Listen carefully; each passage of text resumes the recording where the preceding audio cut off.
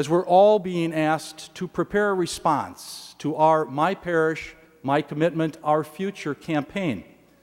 This is a campaign where our collective effort can help bring about a hopeful future. Over these past 3 or so months, there have been many attempts to get the word out, to communicate our current financial situation and the impact it has had and will continue to have on our mission and ministries unless we aggressively address it now. That communication has been critical in both the sharing of information, in other words, what is the current debt, what are our lenders asking of us, what is our annual debt service, what happens if we do nothing. But it's also been a wonderful chance to listen to many of you in these awareness gatherings and in other ways, to listen to you, your questions and your concerns. I believe that it has helped to bring clarity and certainly much needed attention to our situation and how best to address it, how best to move forward.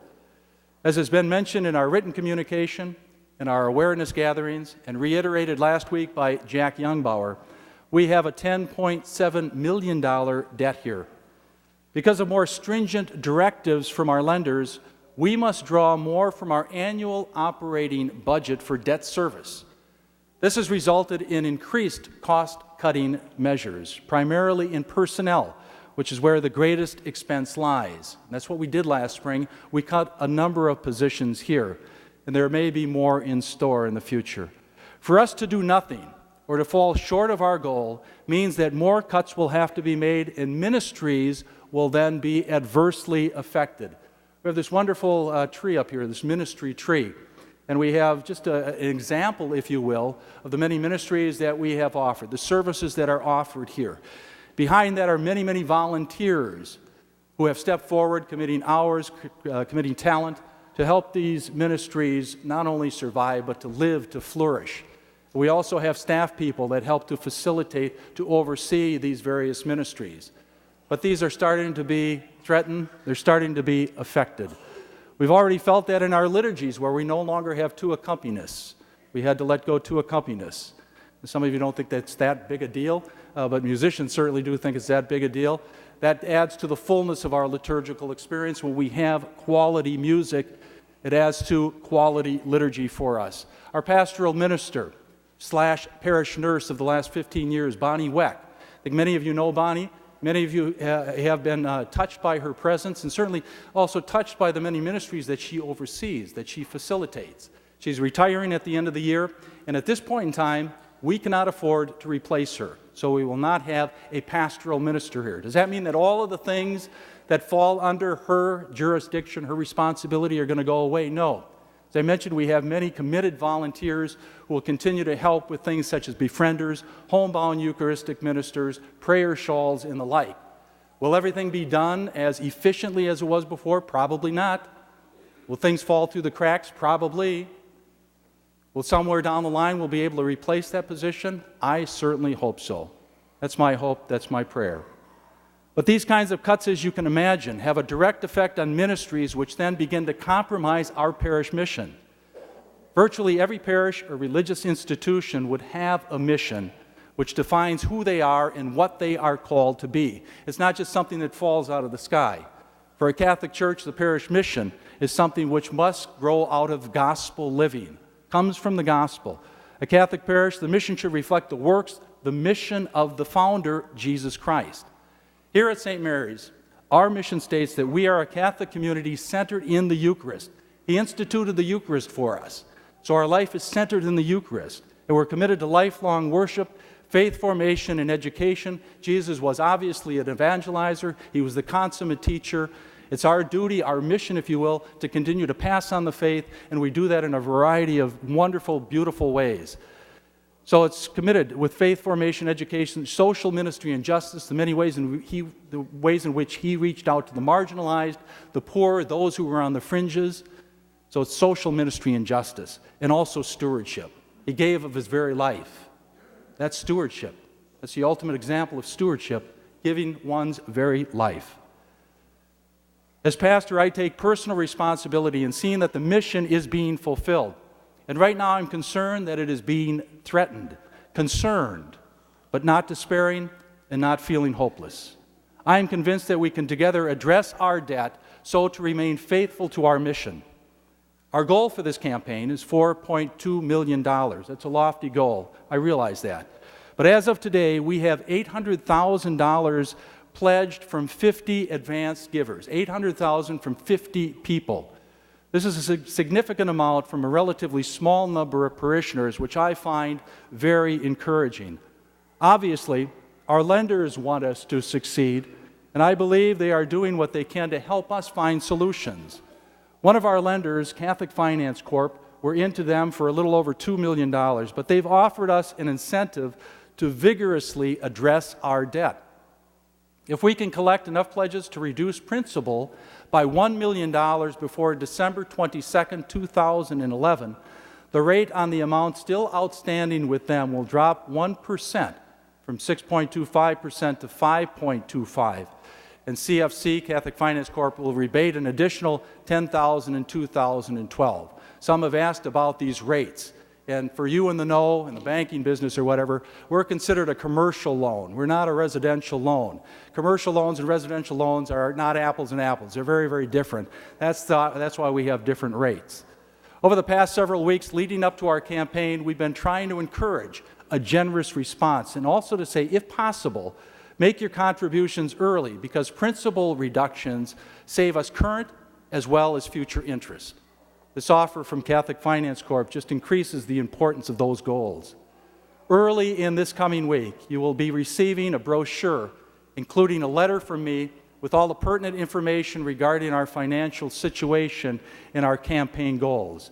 I ask that you please fill out the card with your commitment and return it next week. Next weekend is Commitment Sunday. We have in a big container up here. We'll be asking everyone to step forward and to place their commitment in that container. I cannot stress enough the importance of this campaign and the need for all of us to participate, including myself. We talk about being at a crossroads in our history, and I believe that we are. Obviously, there are some that can do more. I realize that, and I would ask you that can to please consider doing more. And there are some who are out of work right now or have some other issues that have stretched them to the limit financially and in other ways. And I want to be very, very sensitive to that. But I'm asking all of us to stretch ourselves at this time, to prayerfully consider our blessings and respond as generously as you can.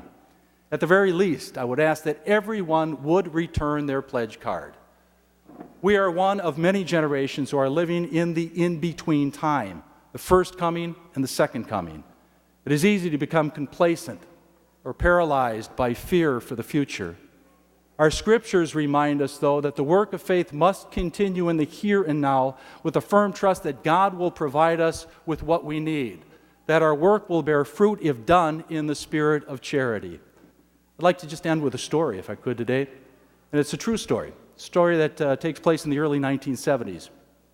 There was a young, newly married couple. She came from a wealthy family, and he had recently completed medical school. They attended a church in downtown Minneapolis. Like many churches, it was time for their church to conduct a capital campaign. Even though the good doctor could have used the excuse that at that stage in his medical career he had no time, they still took 4 or 5 pledge cards to deliver to other parishioners. On the way home from church that Sunday, they decided to call on one of the parishioners. Driving on the edges of downtown Minneapolis, they came to an old apartment building. It was not in the best of shape. He had stopped the car and was getting ready to go in. His wife looked at the building and turned to him and said, "Whoever lives here probably needs to receive money more than they can give money to the church. Why don't we just put $50 or $100 in the pledge envelope on their behalf and not bother them with the campaign?" The husband said no, and then he started up the stairs. They got to the 3rd floor and moved down the dark hallway. He approached a door and knocked. The door was opened by a woman. The man said, "Good morning. I am Glenn, and this is my wife, Marilyn. We are here from such and such church." The woman responded, "I go to that church." Glenn answered, "Yes, I know, and we're here today to talk about an opportunity at the church." The woman invited them in. Glenn proceeded to explain the campaign to the woman, what it would mean for the church, and then said he had materials on the campaign to leave with her. Finally, he said all members of the congregation were being asked to give something to the campaign. The woman took the folder from him and thumbed through the materials. She pulled out the pledge card and studied it for a moment. Finally, she took her pen and wrote her name, address, and pausing again, she wrote $10. She put it in the envelope and handed it back to him. After saying goodbye, Glenn and Marilyn started down the hall. And just before finally closing the door, the woman spoke again. "See you at our church next week." In the car, Marilyn became upset with her husband. How could you ask that woman to give when she had so little? She could much better use that money for her daughter. It just wasn't right to ask her for money. Glenn turned and responded, "Did you hear what she said when we left? She said, 'See you next Sunday at our church.' By allowing her to give, she has a sense of ownership and belonging. Next Sunday, she isn't just attending church, she is attending her church, and she is proud of that." I'd like to think that we're all proud also of this parish community and what it's done for us, how it's impacted our lives, the lives of our families. Because of that, we have a real challenge ahead of us, but it's a hopeful challenge with a hopeful future. It's my parish, not Father Rodger Bauman's parish, but each and every one of you sitting here today. My parish. Our commitment in the future is going to have a lot to do with just how successful we are and how promising and hopeful our future can be.